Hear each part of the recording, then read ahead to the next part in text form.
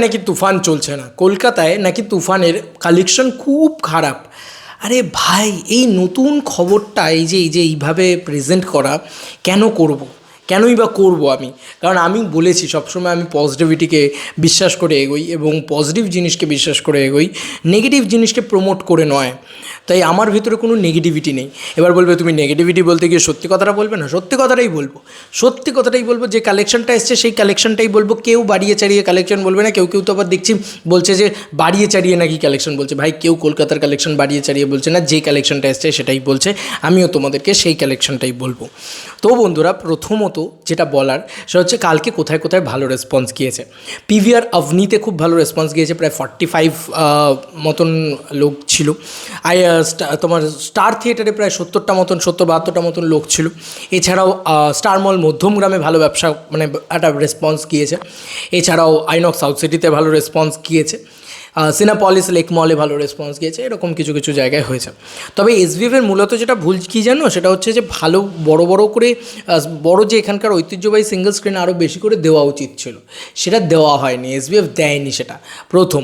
এবার এই সিনেমাটার বক্স অফিস কালেকশনের যে নাম্বারটা এসছে, সেটা কি শাকিব খানের ব্যর্থতা? না, একদম নয়।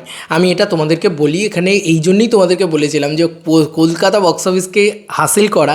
এবার তোমরা বুঝতে পারছো তো, যারা বাংলাদেশ থেকে জিদ্দাকে ছোটো করতে, দেবদাকে আমি কোনোদিন ছোটো করতে দেখিনি বাংলাদেশ থেকে খুব একটা, কারণ দেবদা সাপোর্টিভ প্রচণ্ড এবং দেব ফ্যান্সরা প্রচণ্ড সাপোর্ট করে, তো খুব একটা ছোটো করতে দেখিনি। যাই হোক, তাও যদি দেখি যে দেবদা জিদ্দার মার্কেট নেই, এই যে কথাটা যারা বলতে, বা অঙ্কুশদা সেরকম চলে না। এবার বুঝতে পারছো তো কলকাতা বক্স অফিসকে হাসিল করা কতটা ডিফিকাল্ট। আমি তোমাদেরকে আগেও বলেছি যে কলকাতা বক্স অফিস অত সোজা একটা জায়গা নয়। কলকাতা বক্স অফিসকে তুলে আনা, হোল্ড করা, ইট ইজ মানে হিউজ থিং, হিউজ ডিফিকাল্ট। কারণ এখানের মানুষ প্রচণ্ড বেশি হিপোক্রেট।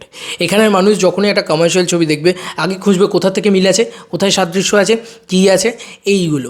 এবং তারপরে আবার এখানকার বাংলা ছবিই দেখে না, এখানকার বাংলা কমার্শিয়াল ছবিই দেখে না, বাংলাদেশের কমার্শিয়াল ছবি দেখবে কী করে আশা রাখো? দেখবে না, সেটাই স্বাভাবিক বিষয়। আর সেটাই হয়েছে। বন্ধুরা যতটুকু দেখেছে তাতে পজিটিভ রিয়াকশান আছে, ইভেন কি পাবলিক রিয়াকশানটাও পজিটিভ আছে। যেটা আছে সেটা আছে, এটা তো সত্যি কথা। পাবলিক রিয়াকশানটা পজিটিভ আছে, প্রত্যেকে ভালো কথা বলছে। ইভেন কি মানুষ যারা দেখতে গিয়েছে, এই যে এত মানুষ দেখতে গিয়েছে, এটাও কিন্তু বাংলাদেশের সিনেমা অনুযায়ী প্রথমবার হয়েছে। এর আগে সুড়ঙ্গ রিলিজ করেছে, হাওয়া রিলিজ করেছে, একটাও ছবি চলেনি। একটাও ছবি এখানে একদম মানে ধারাস করে পড়েছে, যেটাকে বলা যেতে পারে।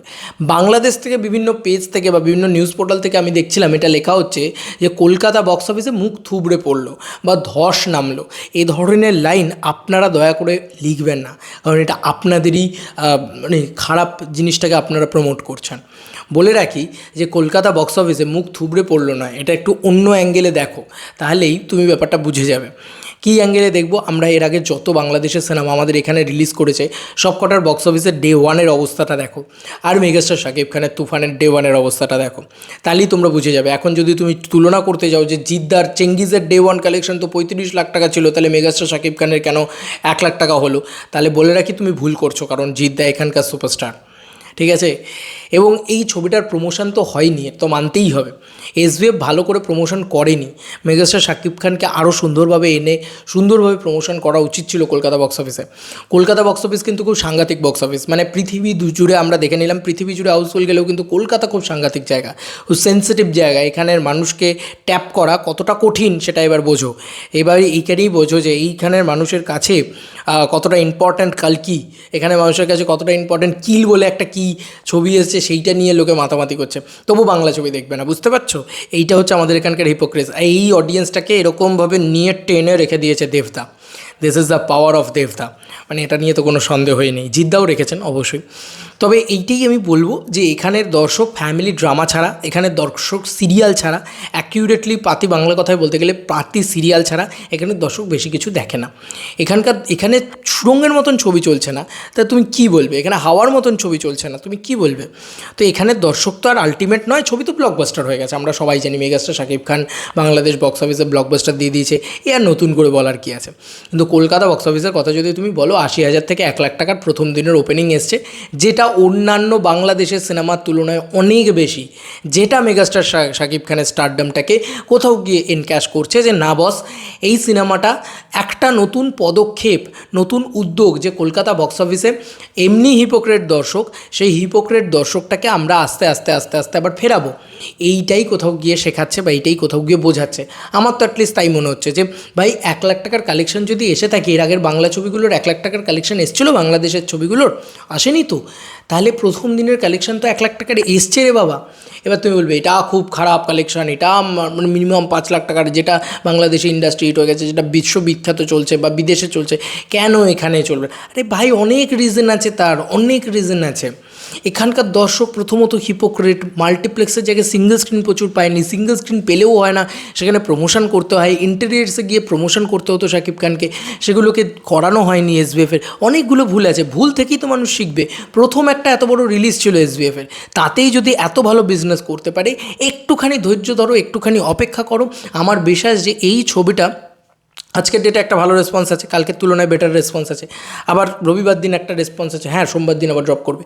তবে এই ছবিটার লাইফ টাইম কালেকশন যদি 10,00,000 হয়, আমি বলছি ওয়েস্ট বেঙ্গল কালেকশন যদি 10,00,000 টাকা হয়, বা যদি এই ছবিটার লাইফ টাইম কালেকশন 20,00,000 টাকা হয়, সেটা কিন্তু অন্যান্য বাংলা ছবির তুলনায় অনেক বেশি হবে। এবং এটা যাই হবে সেটাই উপরি পাওনা, মানে মহেন্দ্র সোনি তার পুরো উপরি পাওনা, বা এসবিএফ তার পুরো উপরি পাওনা, ঠিক আছে, শ্রীকান্ত মহতার উপরি পাওনা। তো এটাই হচ্ছে বিষয় এখান থেকে কালেকশানে। একে তো দেরি করে রিলিজ করা হয়েছে, একই দিনে রিলিজ করা উচিত এবং বড় করে প্রমোশন করে রিলিজ করা উচিত, অনেকগুলো ব্যাপার আছে, তবে গিয়ে কিন্তু ওয়ার্ক করবে। এগুলো বোঝা উচিত, শেখা উচিত এখান থেকে।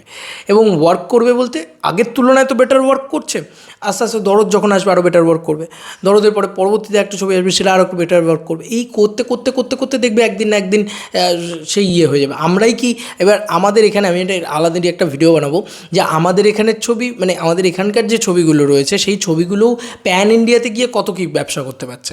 মানে আমাদের এখানের বাংলা ছবি যেরকম প্যান ইন্ডিয়া সাকসেস পাওয়াটা যতটা ডিফিকাল্ট, সেরকম মেগাস্টার শাকিব খানের কলকাতা এসে কলকাতা বিজনেস করাটাও ডিফিকাল্ট। তোমাদের কার কি মতামত এন্টায়ার ভিডিওটাকে নিয়ে জানিও কমেন্ট সেকশনে। চলো বন্ধুরা, নতুন কোনো ভিডিওতে দেখা হবে, বাই।